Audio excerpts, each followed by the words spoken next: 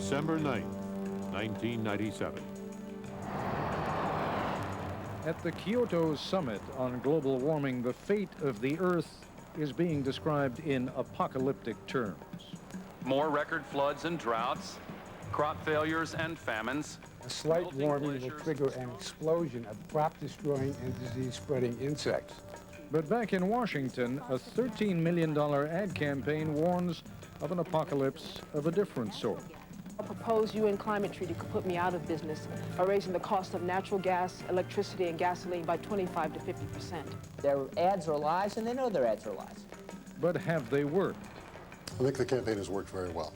Tonight, the ad campaign aimed at movers and shakers, but designed to affect your future. From ABC News, this is Nightline. Reporting from Washington, Ted Koppel. I know, it's late, you're thinking about checking out the competition, and it's no contest. Either Leno or Letterman will be a lot funnier than tonight's program. But if I told you that gasoline rationing might be just around the corner, that the United States may be on the verge of losing 600,000 jobs, or that the administration could be about to sign an international treaty that will suck as much as $350 billion out of the U.S. economy every year, might we be able to hold on to your attention for another couple of minutes? Well, I'd love to have your company, but I'm not sure we can vouch for the accuracy of any of those doomsday predictions. Still, they are being made and televised in numbingly repetitive fashion here in Washington these days. It's an advertising campaign, the principal purpose of which seems to be the suggestion that the Clinton administration is on the verge of giving away the farm at the global warming conference currently underway in Kyoto, Japan. It is not the conference that has seized our attention tonight, nor for that matter what may or may not be achieved there. It's the Chicken Little sky is falling approach being adopted by both sides in the debate. Here's Nightline correspondent Chris Bury. Remember Harry and Louise, the concerned characters in those TV commercials who raised so many doubts about President Clinton's health care reform? Run by tens of thousands of new bureaucrats. Another billion-dollar bureaucracy. The same ad agency that brought you Harry and Louise is at it again. This time, the issue is the proposed treaty on global warming. Heating and electricity prices could soar, and higher energy costs will raise the price of almost everything we buy. Meanwhile, countries like China, India, and Mexico are exempt. Ben Goddard created the commercial campaign. We found that the vast majority of Americans had absolutely no idea that there was a treaty or what the potential terms of the treaty were. And once they became more informed, they became more concerned, and their concerns were very similar to our concerns. Basically, it wasn't global, and so it won't work. These ads claim that it will raise energy prices dramatically to reduce carbon dioxide emissions. That's not true, and the people running the ads know it. And these ads claim that there's no intention of having the entire world participate in this agreement, and that's not true, and the people running these ads know it. The people running the ads call themselves the Global Climate Information Project. Special interests from car manufacturers to oil companies to coal miners. Their $13 million commercial campaign glosses over the science of the global warming debate to focus on two things: fairness and fear. I worked hard to build my business, but now a proposed UN climate treaty could put me out of business by raising the cost of natural gas, electricity, and gasoline by 25 to 50%. 25 to 50%? Those are huge numbers. They are huge numbers, and they're not numbers that we made up. They come from widely respected economic studies. Those studies by Charles River Associates are cited there in fine print on the bottom of your screen. Who paid for the Charles River report? Why, the American Automobile Manufacturers Association. Electric utilities and oil companies sponsored much of the basic research, data collection, and model development. Ross Gelbspan, a Pulitzer Prize-winning journalist and author, says the River model is an extreme scenario. That is an economic model that was used by the Global Climate Coalition, which is essentially the lobbying arm for the automotive and oil industries. It vastly overstates the consequences of emissions reductions It recalls to me the 1990 clean air debate when the coal industry forecast it would cost $100,000 a ton of coal to clean it for clean air purposes, when in fact the real cost turned out to be $100. In fact, it flies in the face of a statement by 2,000 economists, including a number of Nobel laureates, as well as other experts. The second theme, fairness, is played up in this commercial. It suggests the United States could be stuck with a treaty that lets most countries off the hook. 132 of 166 countries are exempt. So while the United States is forced to make drastic cuts in energy use, countries like India, China, and Mexico are not. Countries like India, China, and Mexico per capita put out a fraction of what the United States put out. Americans in their automobiles alone put out more carbon dioxide than the entire nation of India does for all of its purposes. It is true, India, China, Mexico, Brazil need to be part of a long-term strategy to clean up global warming. There's no doubt about that. But they're not going to follow until the U.S. leads. The developing countries have said not only no, but absolutely no, that they would not agree to even any discussions at a future date. So when you're talking to a country like China, whose emissions are going to surpass those of the U.S. as early as the year 2010, and then excluding them, I mean, that's where I can't understand why this treaty makes any sense. Has the ad campaign moved American hearts and minds on global warming? One poll in the New York Times found that only 6% of Americans even remembered seeing the ads. And of those 6%, 2/3 claimed the commercials did not influence their thinking. But the ads were never really aimed at the American public. The president lives here in Washington, D.C. and watches television here, not in Dubuque. The members of Congress watch television here, not in their home districts for at least most of the year. So the focus needed to be here to get our message to people who would really be having impact on the decision. The real message here is for the Beltway. The message is, look, we're spending $13 million right now at Kyoto time, and if you cross us on global warming, if you cross the oil industry, if you cross the coal industry, if you cross the auto industry, we can spend $13 million against you next year at election time. The amount you pay at the pump is dictated by guys like this. The amount you have to pump is dictated by guys like these, because automakers are dragging their heels on fuel efficiency. The Sierra Club has tried to fight back with commercials like this, but its ad budget is a measly $100,000. In Kyoto, environmentalists have resorted to publicity stunts, like a dinosaur built from car parts, or a skit portraying world leaders playing with the planet. But they appear to be losing the larger public relations battle. In 1991, according to a Newsweek survey, 35% of Americans said they worry a great deal about global warming. Now that figure is down to 22%. That is a direct reflection of a very sustained and effective campaign by the fossil fuel industry, basically to maintain a relentless drumbeat of doubt in the public mind. Sponsors of the ad campaign suggest that the recent performance of Vice President Gore at Kyoto is evidence enough that public opinion has turned. In his best-selling 1992 book, Mr. Gore called global warming a catastrophe in the making. Now they say the vice president is pushing the administration's far more cautious position to avoid a political catastrophe of his own. This is Chris Bury for Nightline in Washington. In a moment, assessing the effectiveness of one ad campaign, the view from an environmentalist and from a representative of one of the business groups sponsoring the ads.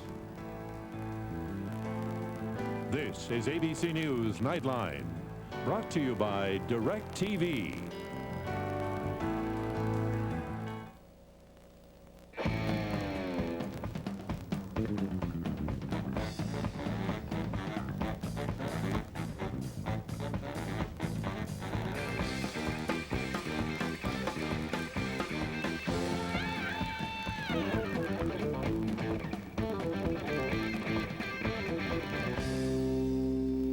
Now you can save $100 on professional installation and get $50 of programming certificates. So what are you waiting for?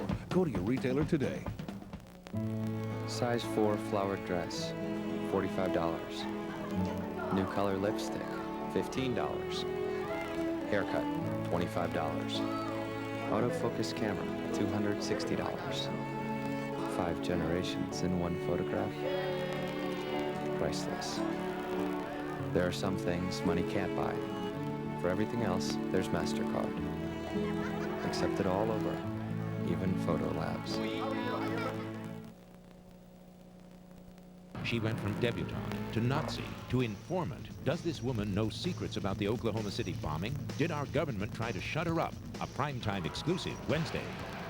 The experts agree. Have your furnace cleaned and inspected. Weather strip all windows and doors. Install cable TV for the best in home entertainment. Don't get left out in the cold this winter. Only cable TV gives you 24-hour, 7-day-a-week customer service and maintenance. And Tri-X cable is risk-free with no equipment to buy and a 30-day money-back guarantee. Now through December 31st, get cable TV service installed for only $9.95. Call 1-800-874-2924 today. Tri-X Cablevision.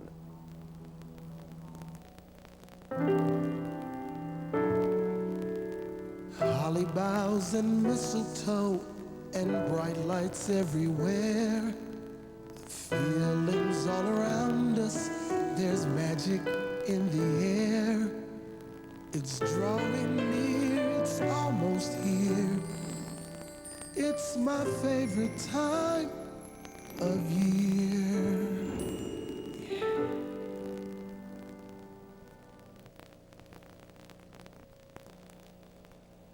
Joining us from the global warming talks in Kyoto, Japan, Michael Oppenheimer, Chief Scientist for the Environmental Defense Fund.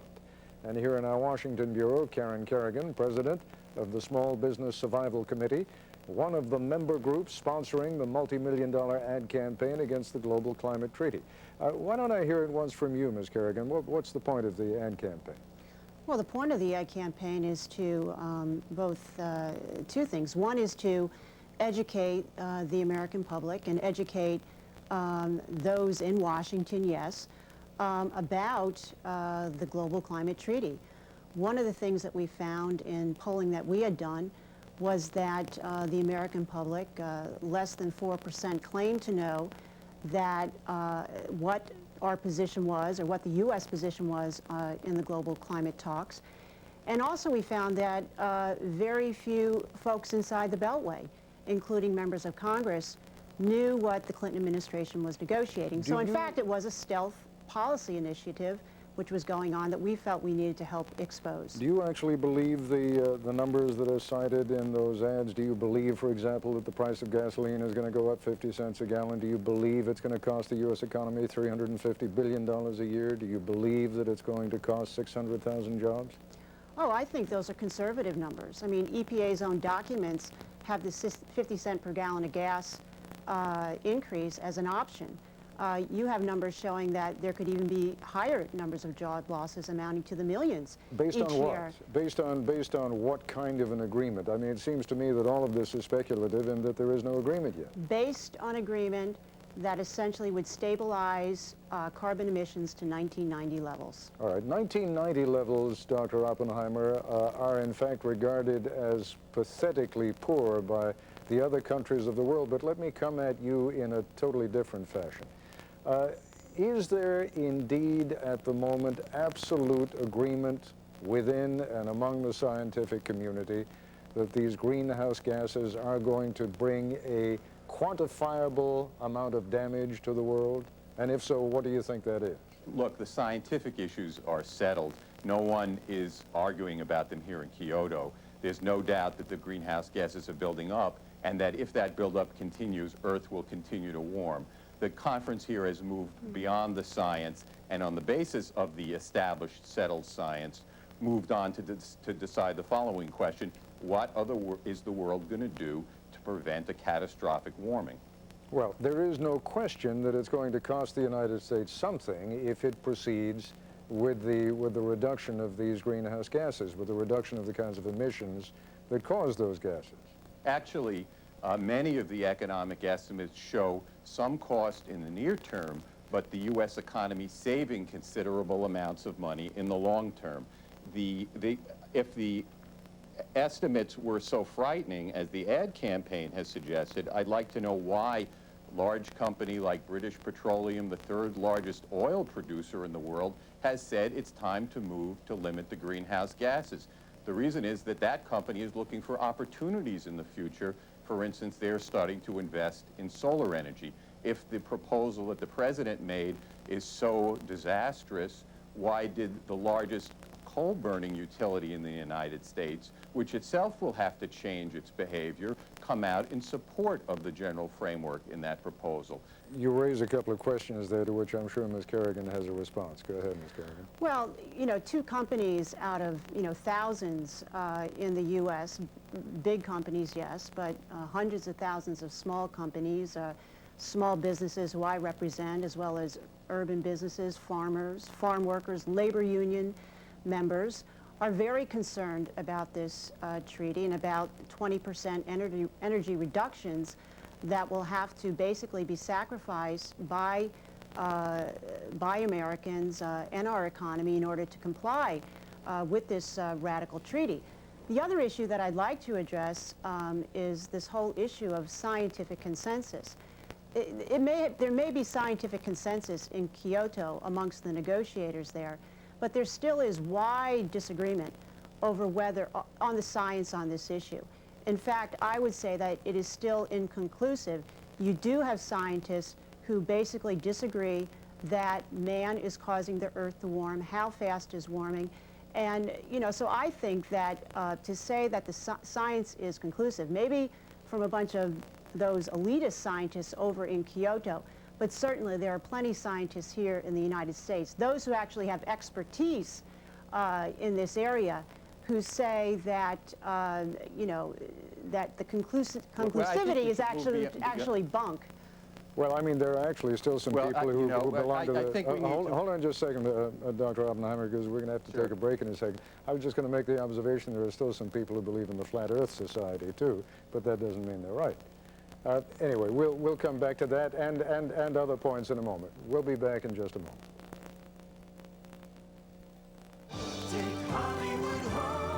My Best Friend's Wedding. Buy it on video now. Share the magic that will put a smile on your face and a song in your heart.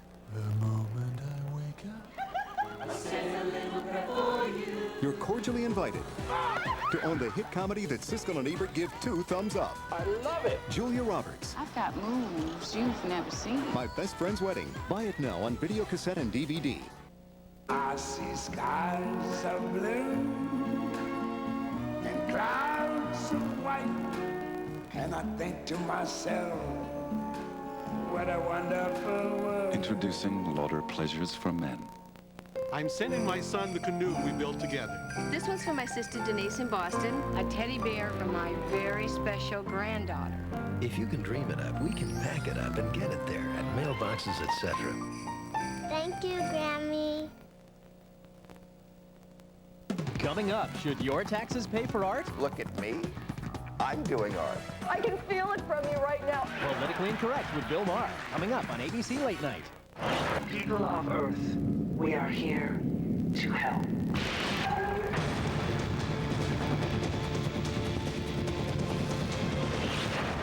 Saturday night at 11:35 after Star Trek Voyager. Our federal government shows great disrespect for the taxpayers and working families. First, they've raised taxes too high. Where 2 parents are working, one of them's working just to pay government taxes. And after raising taxes so high, they effectively just give it away, often to politically connected interests. I don't think that's right. And we need independent senators in Washington who will stand up and speak out against that kind of disrespect for the taxpayers and working families.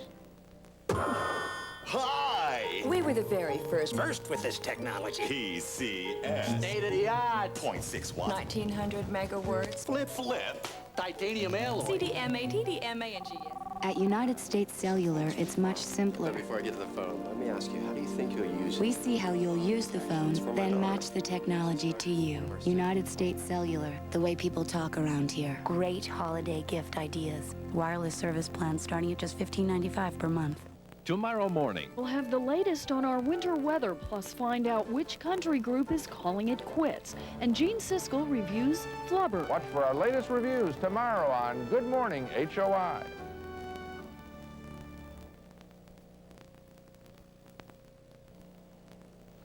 And we are back once again with Michael Oppenheimer of the Environmental Defense Fund and Karen Kerrigan of the Small Business Survival Committee.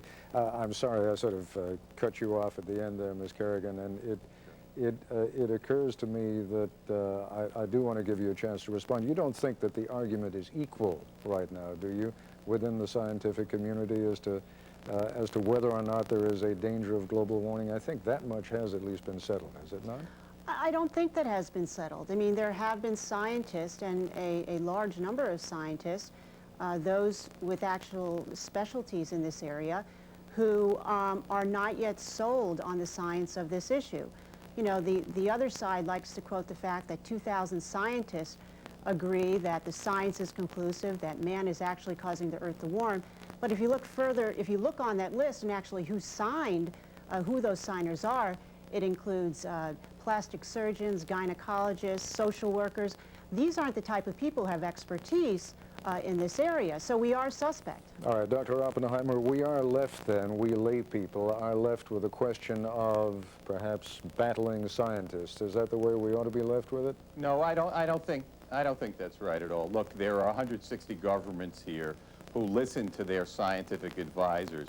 2,500 scientists were brought together by those governments under the UN auspices to assess the problem, and they said, look, this has to be dealt with. The U.S. National Academy of Sciences, which draws on the best scientists in the United States, including dozens of Nobel Prize winners, assess this problem as one that needs to be dealt with now.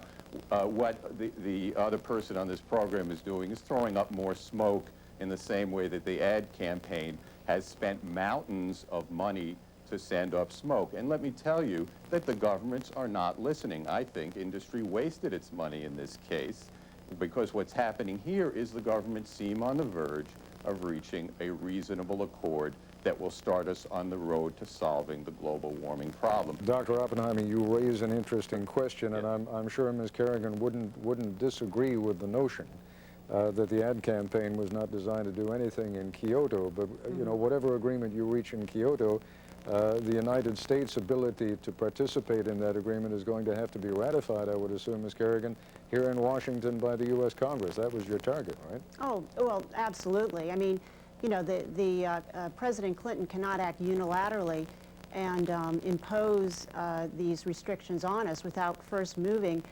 through the U.S. Senate.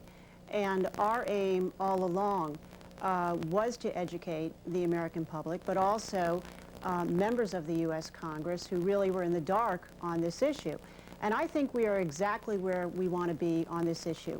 The Berg-Hagel resolution, which was a sense of the Senate, said that President Clinton should not sign a treaty, number one, that is not in the best economic interest of the United States and hurts American workers and business, and number two, is not truly global and doesn't include other developing countries, meaning our soon-to-be or current international competitors. 95 members of the U.S. Senate agreed to that, so this does not meet that test, this current proposal in Kyoto. Let me just jump in for a moment, because one of the interesting notions that is raised by critics of U.S. policy, as it has been in the past, points out that we represent 1/20th of the world's population and using 1/4 of the world's fossil fuel. Mm-hmm. I know it's wonderful being a part of the greatest society in the world and having the best living standard in the world, but is there, should there be such a thing, Ms. Kerrigan, as a certain amount of global fairness here?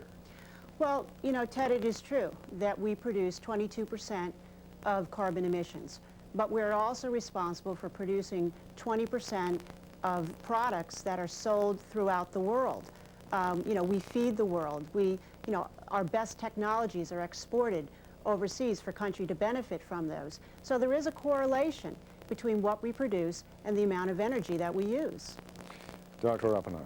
First of all, the notion that economic growth is related to energy production is totally false. In recent years, for instance, over the 1970s and 1980s, U.S. GDP grew 40% and our energy use hardly grew at all. There's a lot of opportunities not only to use energy more efficiently, for instance, by driving cars with higher fuel economy or using high-efficiency appliances, but to move on away from fossil fuels, but towards solar energy, as the British Petroleum Company has told us recently that they're going to look into. So let's look to the future and not to the past. And in fact, when you mentioned the developing country point, one of the great hypocrisies of this ad campaign that it pointed to the United States. It said we should go for an agreement that includes the developing countries. But Lee Raymond, chairman of Exxon, that's paying out a lot of the money for the ad campaign, then went to China and told the Chinese that he'd like to see them not sign up any agreement at all. It's that level of dishonesty and hypocrisy that we're seeing spewed out to the American public. It's not dishonesty. With this 13 million. No, But I'll tell you, Vice President Gore would never have come to Kyoto this week, come down here and called for a strong treaty if he didn't intend to go back home and expect the American people to support it. We're going to get a good treaty out of Kyoto. The American people are going to vote for it. This is a deal that's going to save the earth.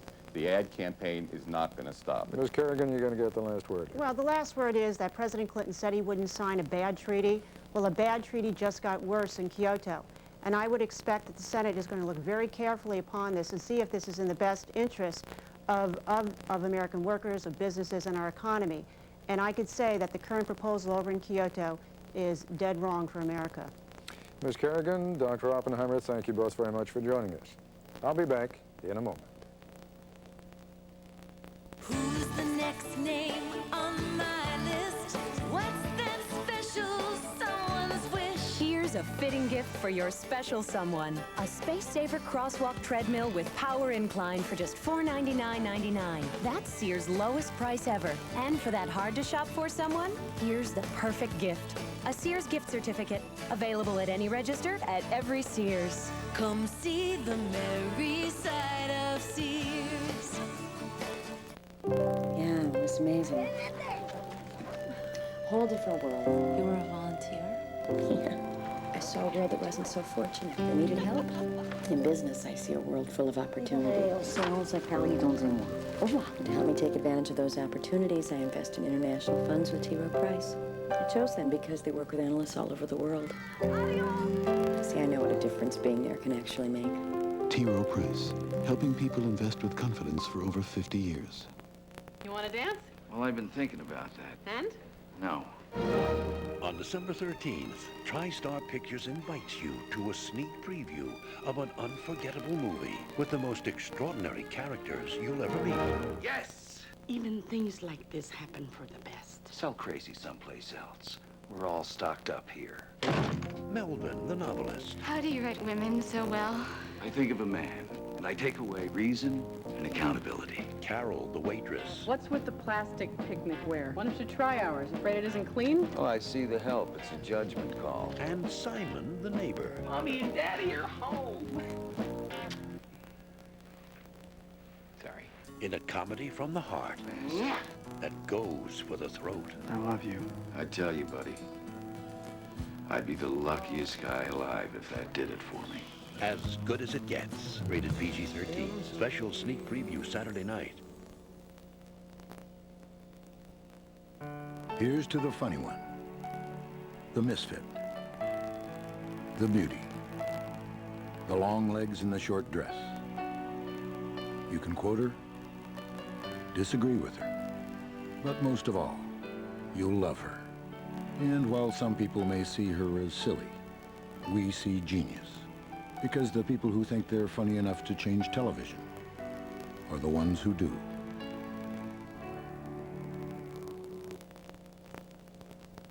Tomorrow on Good Morning America, the latest on the Latrell Sprewell controversy. The NBA star goes before reporters, offers a public apology, and answers his critics. That's our report for tonight. I'm Ted Koppel in Washington. For all of us here at ABC News, good night. If you'd like a transcript or video cassette of this or any other edition of Nightline, please dial 1-800-CALL-ABC.